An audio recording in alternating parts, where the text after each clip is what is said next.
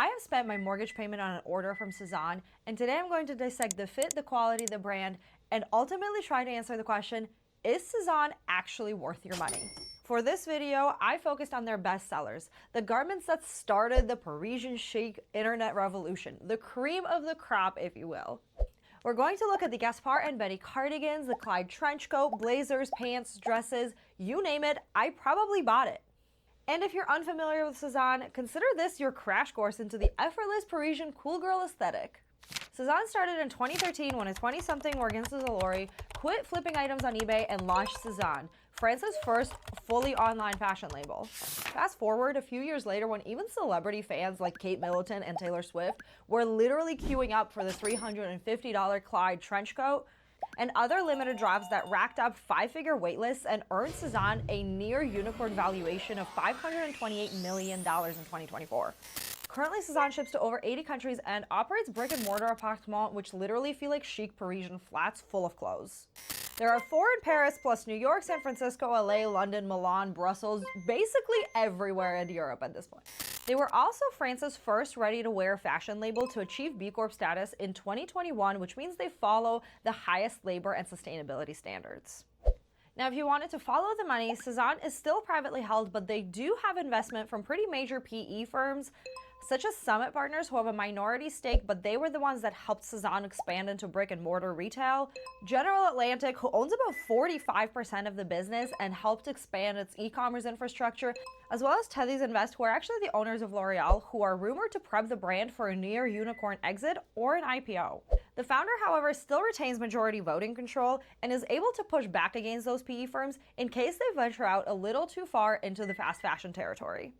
However, it's always interesting territory when smaller brands get PE cash infusions because investors want returns, and that often leads to higher volume of products, more constant drops, bigger margins, and that often means that the quality suffers, which is actually something that a lot of Sezane fans have been talking about for the last few years. Additionally, to hit strict delivery windows, Sezane actually had to expand beyond the European workshops and go to places like India, Turkey, and China for production. That means it now has such a vast range of manufacturing partners that people are starting to notice real inconsistencies in quality and sizing, as well as shedding and pilling of their knitwear, and there are transparency gaps in their supply chain, which is why Good On You still rates it as not good enough. Anyways, enough with that history spiel. Let's actually try on some items. I'm so excited to try on all of these items and actually see if I notice some of the issues that people are talking about, or whether I'm going to be so blown away by the quality that Sezane will have found a new lifelong customer. Let's start off with the Gaspard cardigan, which is arguably one of Sezane's most popular pieces. This retails for $120 and is 37% mohair, 37% alpaca, and 26% polyamide. And I usually don't love sweaters that contain polyamide. However, for something like mohair and alpaca, it is pretty much a necessity to keep all of those short fibers together. People love this cardigan because it's basically a wardrobe staple. It's super soft, you can wear it backwards or forwards, and people really enjoy the versatility. There are, however, some reports that it's super itchy, and I'm someone who has really sensitive skin, so if it's itchy, it's gonna be a huge no-go for me. Okay, so I got this cardigan in a medium, and I definitely feel like I could have sized down to a small because it does feel fairly loose and boxy on me, which maybe that's what they were going for. I'm a millennial, so I have to do the little half tuck, and I feel like now it feels a little bit better, but there's definitely an itch factor to this, so I actually don't see myself wearing this for a very long time. And if you can see, there are like already fuzzies in the air, so I definitely anticipate this cardigan shedding and pilling quite a bit. And I feel like for $120, you are now in the territory of being able to get really, really great quality cardigans that I just don't think that this one is a standout piece for me, which is such a shame because this is one of Sezane's most beloved pieces probably ever. And I can definitely understand the appeal. However, in reality, I just don't really see myself reaching for it over and over again. I will say that the construction is actually pretty good if it wasn't for the shedding. It does have these reinforcing ribbons on the button placket, which is usually a sign of a higher quality cardigan. So if this is something that you really like and you feel like the pilling, the fuzziness, and the itch won't be that much of an issue for you, this could still be a good option. Now, continuing with the knitwear, this is their Leontine jumper, and it is a 100% organic cotton knit. And I will say right away, I like it way better than the Gaspard jumper. This is actually something that you could throw in the wash and wear on like a casual day out. The knit looks really great and consistent, and the buttons all line up perfectly. I love the ribbed cuffs that flow into this looser sleeve for like a more casual look. And this is actually a piece that I can see myself reaching for in my wardrobe. This retails for $125, which yes is kind of high, but for a staple piece that you can wash over and over again, I think it's actually not a bad price. Once again, you get the reinforced button placket, which is a really great sign. This is something that I actually look for in all of my sweaters and cardigans. I also grabbed this one in a medium, and I will say that the sleeves feel just a tiny bit too short for me in comparison to the Gaspar cardigan sleeves that were a lot longer. And I personally like my sleeves to end around mid-palm, which does feel like I'm missing a couple of inches on this one. Other than that, I do like the flowier sleeve. And I feel like this is something that I could reach for in the fall as a layering piece, but I feel like the length of the sleeves might just be a little bit uncomfortable under like coats and jackets. I just wish they were a little bit longer. However, I also really like the length. I like that it hits right below my waistband, so it doesn't feel too cropped, but it also doesn't feel too long. I feel like this would be the perfect length to like casually wear it with jeans. Okay, we're doing one more piece of knitwear, and this is their Betty cardigan. And right away, this feels so much softer than the sweater I have on. This is 100% merino wool, and it retails for $170. And this actually feels super soft. It feels way softer than the cotton one I have on. And this is some of the softest merino wool I felt in a while. It almost feels like it's blended with silk, but it's not. So I have really high hopes for this one. I got it in this stunning olive green color with like the white accents, and I actually really love it. Okay, I also got this one in a medium, and these sleeves feel even shorter.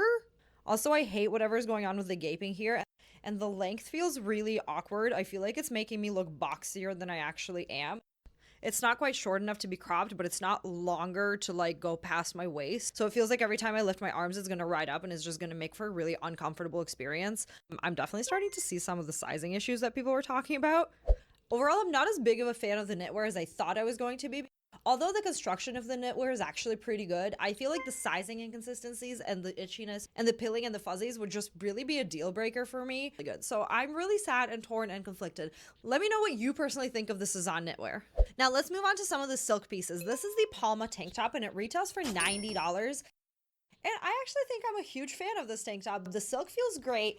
The construction on the inside is super clean. You get the French seams, and this little crochet embroidered detail is such a cute touch. I feel like it would be a great layering piece. And for a silk tank top, I don't think $90 is actually all that outrageous. So this is actually probably the first piece that I would consider reaching for on a regular basis. I also feel like it fits me pretty well. Although I will say that this is a size 10, which is actually bigger than my normal size. I'm usually anywhere between like a 6 and an 8, definitely leaning more towards the 6, sometimes even a 4. So for me to buy a size 10, I do feel like the sizing definitely runs very, very, very small, which actually makes sense because it's a French brand and all European brands run teeny tiny. So this definitely kind of makes me wonder why the Gaspar medium cardigan ran so big. The sizing is definitely super wonky. What's really interesting is that the silk of this close shirt actually feels really different from the silk of that tank top. It feels softer, thinner, and like way more drapey and a lot more sheer, which is actually the main piece of feedback that a lot of people had about this top. But especially because this is white, I am expecting it to be very, very sheer, so you're better off getting like a nude tank top for underneath. But I do think that the crochet detail on the collar is done really well and a really, really cute touch, so I'm actually really excited to see how this fits. There is no gaping in the chest, which for me is a huge problem with button-down shirts. I will say I did size up on this shirt. I did grab a size 8, and I'm really glad I did. I'm wearing a nude bra under, and I actually don't feel like it's too sheer with the bra. I would totally see myself wearing this to the office back when I had a corporate job. As far as construction, I will say I'm not a huge fan of the inner construction, mostly because I hate serged seams on silk. I would rather the sleeves had some sort of bias binding around it, but personally for me, I really try not to buy silk items with serged seams, just because I feel like on something like silk, it just looks very sloppy and it does not play well with the delicate nature of the fabric. Moving on to bottoms, I did get a pair of jeans as well as these Martin trousers that retail for $170. And these I got in a size 40, so once again, I'm like pretty much sizing up in everything, and I'm really curious to see how they fit. And right off the bat, I kind of hate this fabric. It does say that it is a 55% wool, 41% polyester, and this to me feels like a Zara pair of pants. I know they're a wool blend, but they're so thin and they really feel like polyester Zara pants. The only redeeming feature I feel like is this really well reinforced waist, which I do like that because it has like an understitching, 2 layers of ribbon. But other than that, it is fairly basic construction. There's really nothing super special about these pants. And for $170, I definitely feel like you could get a better constructed pair of pants. To be completely honest, I was hoping that the fit of these pants would redeem them, but there's just absolutely nothing special here. I don't feel like this fit is very flattering on me, and the pants themselves just don't look great in my opinion. And the fabric is super scratchy. I think they were going for like a summer wool pant, which is why these are so thin, but I would have loved some sort of lining if you're going to keep this like really itchy fabric. I honestly hate these. And now I'm really bummed because they looked super cute on the website. Now, I do kind of have high hopes for these jeans because very substantial and it feels like great quality denim. These are 100% organic cotton and the retail for $160, which honestly is not outrageous for like a premium denim pair of pants. For example, one of my favorite brands that is a Goldie, their jeans range anywhere from like $170 to $225. So if these jeans fit well and look good, I feel like they will totally be worth the money. Okay, well, I really don't know what's going on with their sizing because these are massive. If they weren't though, and if they fit me, I do think this is a pretty good pair of jeans. I just feel like I can't make an accurate judgment call because these are huge. The one good thing is Sezane does have free returns, so I would suggest if you do want to place an order, grab a few sizes and see which one fits you best because the sizing is definitely all out of whack. The next piece I'm really super excited about is this blazer right here. This is the Michelle jacket and it retails for $230. This is a double-breasted blazer. I did grab a 42 in this because I believe the 40 was sold out, but it is supposed to be like an oversized blazer, so I thought that sizing up slightly wouldn't be that big of a deal. This is 100% wool with an acetate viscose lining, and at first glance, the construction is great. There are no visible seams. The lining is so clean. The stitching is phenomenal. And they even tried a pattern match, which is a great sign that they're not cutting too many corners. I actually do like this. It is a little more oversized than I would like, but the shoulders fit really well because I am broader shouldered. So I actually really like this fit overall. I feel like if I was maybe wearing pants that actually fit me, it would look great. And this is definitely a heavier weight blazer that kind of treads onto that jacket territory.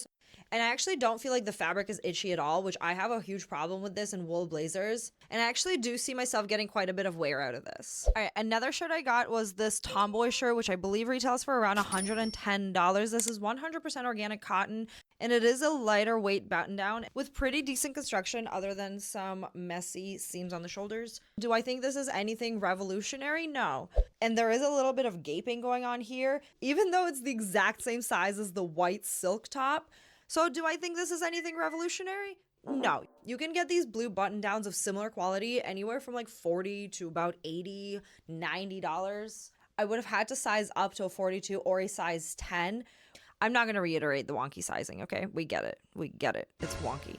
So if you like it, there's nothing wrong with it, but I don't think it's anything particularly special. Now, the moment we have all been waiting for. Wow. This is probably the crown jewel of all times of Sezane. This is their Clyde trench coat. It is $350, and it has literally been seen everywhere from the streets to Paris to the likes of Kate Middleton and Taylor Swift.